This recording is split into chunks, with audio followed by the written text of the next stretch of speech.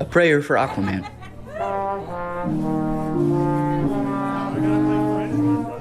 The little girl loves her Aquaman action figure in the unfettered and manipulative way that corporations love their employees. A genuine love, no doubt, for the implied value of the thing, but not with any regard for the thing itself.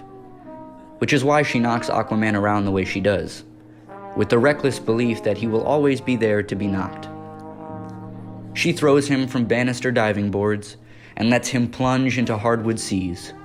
She takes him out to the yard and drags his muscled arms through wet mud.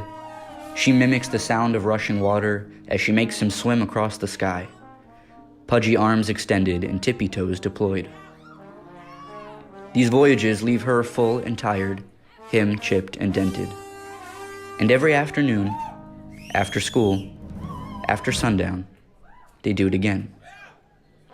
In the midst of a particularly brutal expedition, it became clear that Aquaman's only escape was the complete other side of the couch. He stood poised on green upholstered armrest, ready to take flight. The little girl threw him, as she always does. And while he soared from sea to velvet sea, it became apparent to her that this time was different than the others. Aquaman flew past the couch entirely, hitting the wall with a quiet crack that was all too simple a sound for a superhero. And in the moment right before that fateful break, the girl's stomach sank like Aquaman does in the bathtub, and it occurred to her for the first time that she might actually lose him. She brought the pieces of Aquaman to her mother, begged her please save him, please bring him back to life. She left him on the counter. She played with someone else that day. She slowly started to let him go.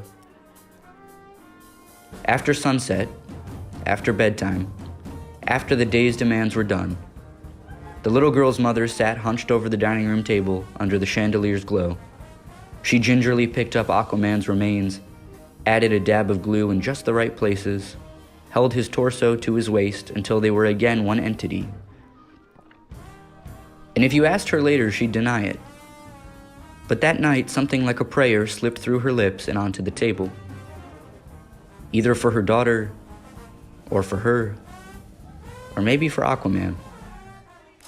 But a prayer nonetheless.